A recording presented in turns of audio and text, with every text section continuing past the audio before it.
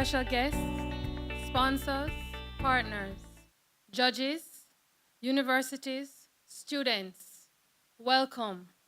Welcome to the awards presentation of the 2018 National Business Model Competition.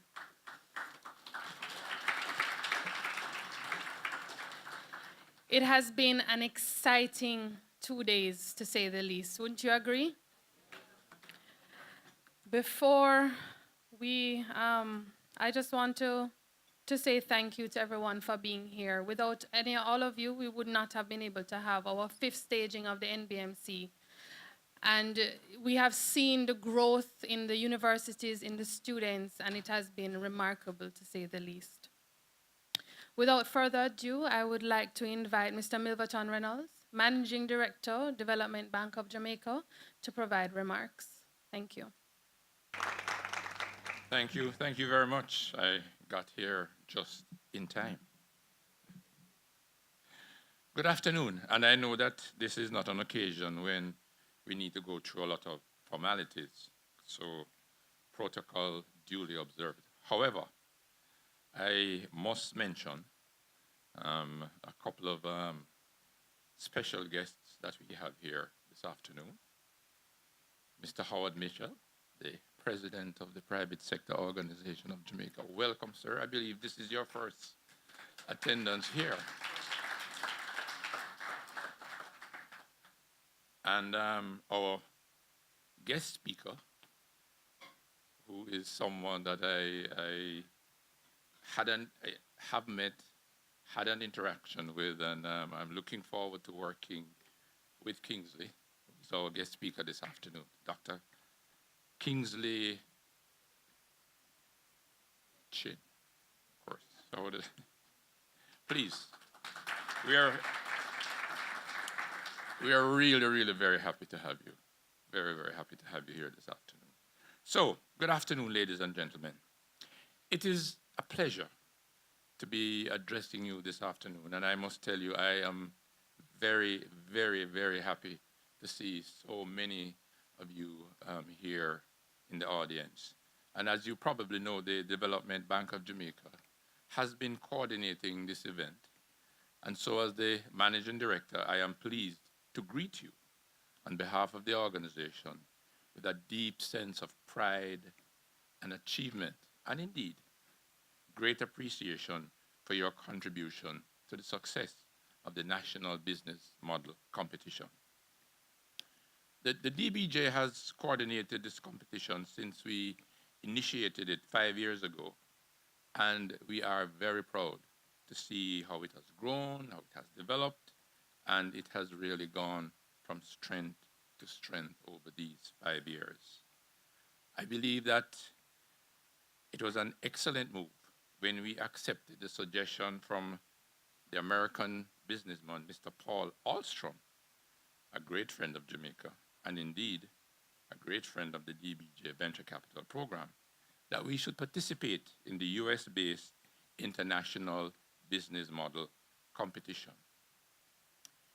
In recognizing and supporting student entrepreneurship, the competition has unleashed untold benefits, not just to the students in the tertiary institutions that nurture them, but also, I believe, to the wider business community. And so today I feel very privileged and honored to be standing here to acknowledge excellence, creativity, and future leaders. And I believe we should give them a round of applause. All of these students are here. The National Business Model Competition has impacted our established private sector community in many ways, broadening the ownership base, creating a new group of entrepreneurs, providing new businesses for equity and other forms of investments, and providing opportunities for linkages through sponsorship and mentoring, among other critical services. It has also allowed us to see the potential of our young people, who are now seeing the benefits of not just becoming educated to work for an employer, but that they themselves can create value and wealth generating employment for others along the way. On DBJ's part, we are always happy when the MSME sector expands. Why? Because our mission is to facilitate economic growth and development of Jamaica. And the participants in the NBMC is providing the next generation of entrepreneurs who we are eager to assist in our mission. And as an example of this, I am proud to say that Herbu, I'm sure you all remember Herbu, the first winner of this competition back in 2014, and several other MBMC participants are in fact now our clients in the sense that they are accessing DBJ's grants, capacity building services, which includes workshop training and investment readiness.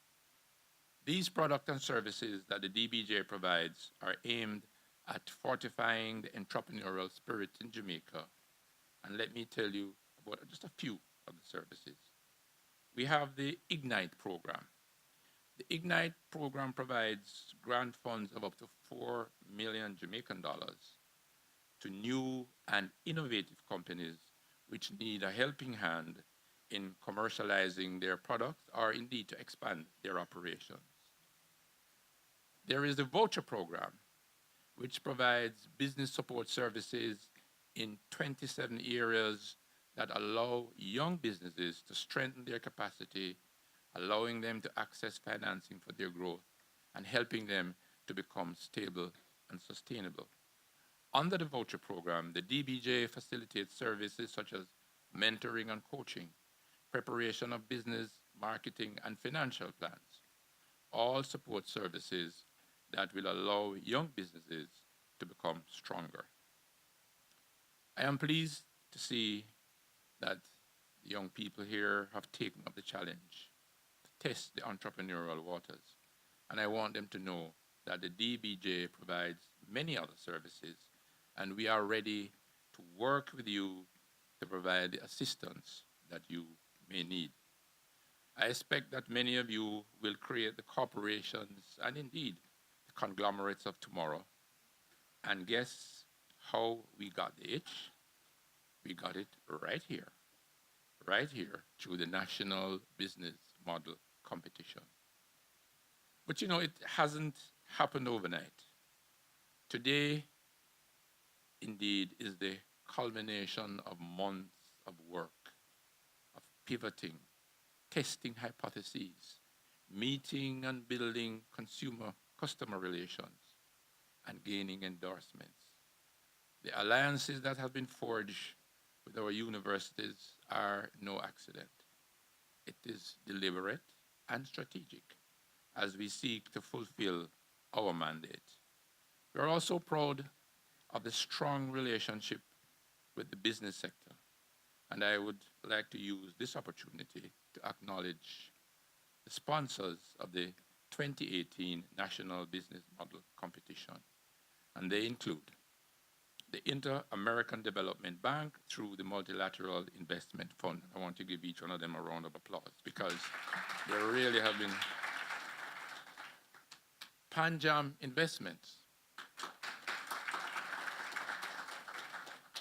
Restaurants Associates through its flagship brand, Burger King, the Muslim Foundation, NCB Foundation,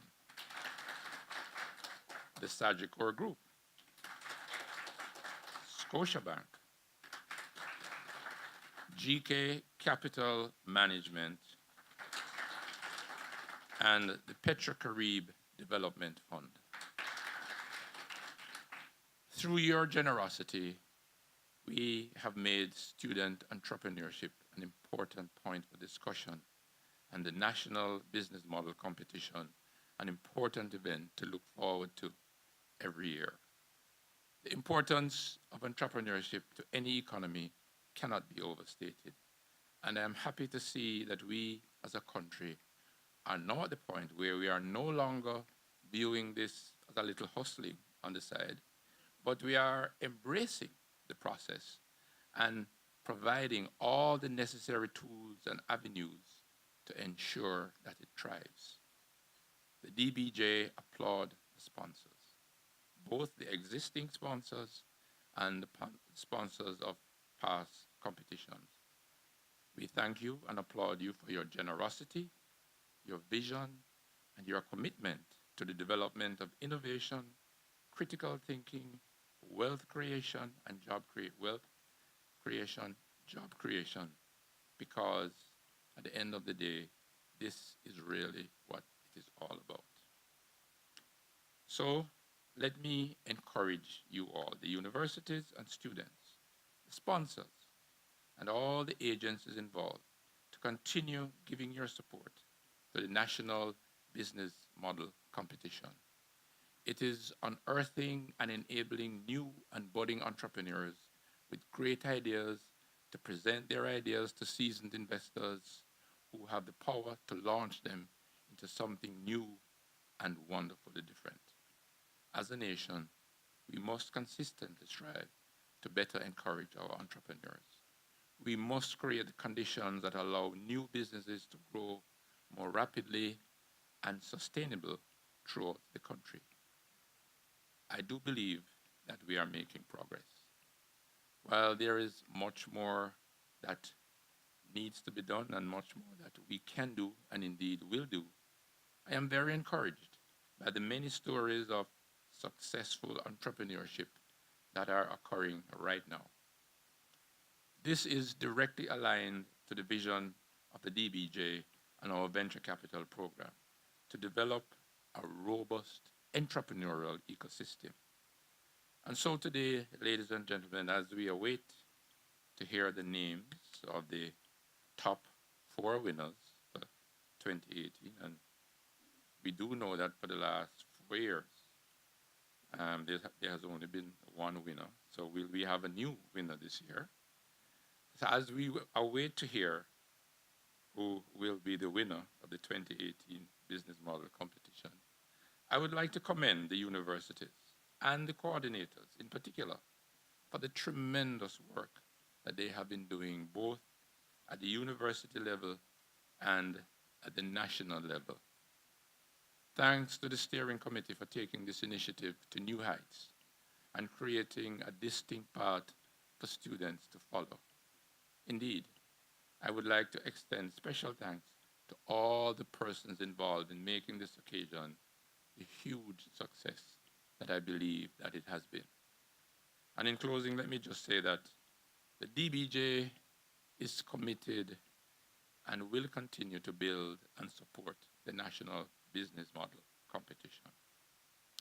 As we await to hear the winner, we want to encourage all the participants to stay true to their craft, continue to innovate and create, and build new ideas. The world is indeed your canvas. So I encourage you to go ahead and paint it in a very productive way. Thank you very much, ladies and gentlemen. Thank you, Mr. Reynolds. And we thank you for your commitment to the young entrepreneurs and to the National Business Model Competition. Next, I'd like to invite my president of the PSOJ, Mr. Howard Mitchell, to provide remarks. Good afternoon, all. All protocols observed. But I would like to actually recognize Dr. David McBean from the business school at the university. His presence here is an indication that he's feeling some competition from somewhere, right? Anyway, hi, David. The average age of this gathering is about 30. And the only reason why it's gone up that high is because Milverton and I are here. So I think I'm in an ideal position to talk down to you. Times have changed. The shibboleth that education gives you job security It's no longer true.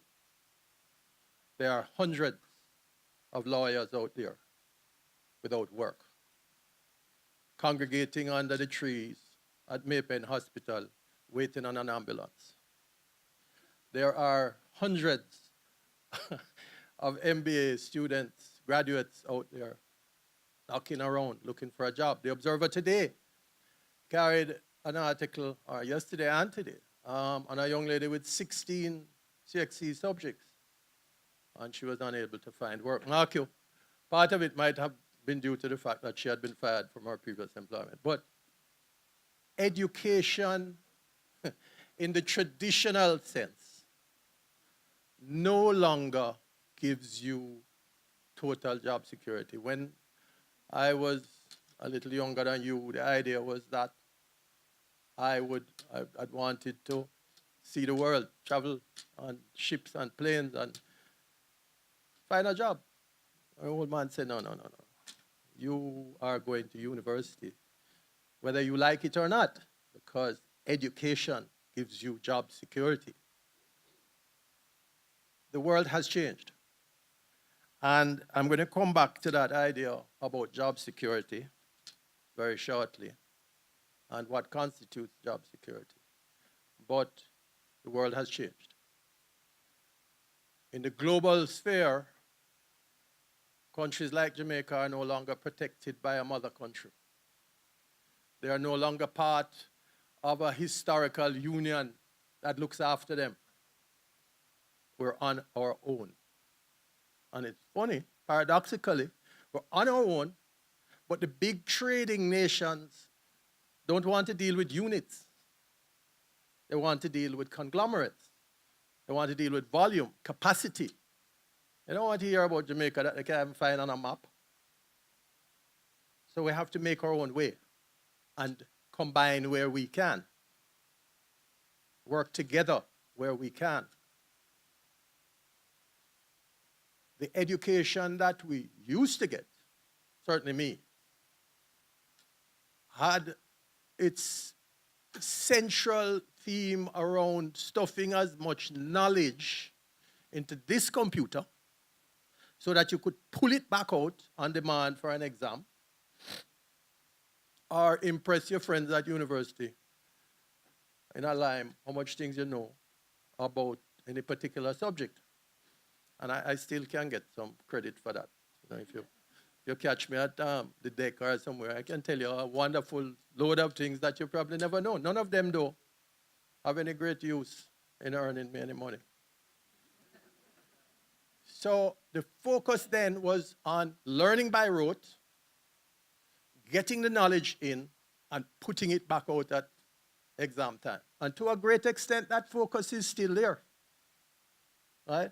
Yes, it changed a little bit now because it's multiple choice, right? And you tick the boxes and stuff like that. But it still is about this body of learning that you have to get. And if you don't get it, you won't get anywhere in life. It's changed.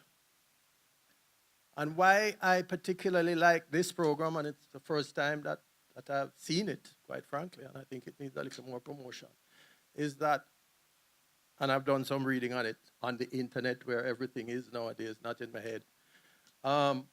It promotes analytical thinking, evaluative thinking, the use of data, and flexibility of approach.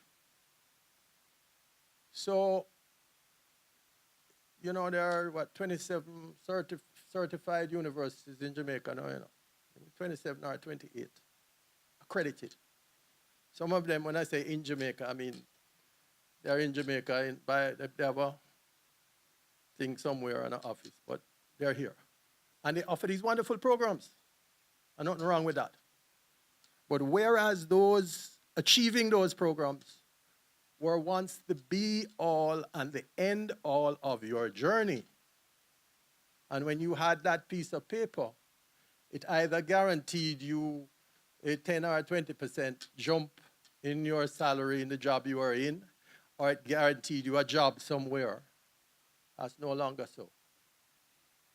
That's no longer so. And similarly, as it is that Jamaica, aside from its brand and reputation, some good, some bad, which it has built up by itself, we get no free pass. We get no free pass because we were once a member of the EU common market or whatever it is. Nowadays, you're on your own.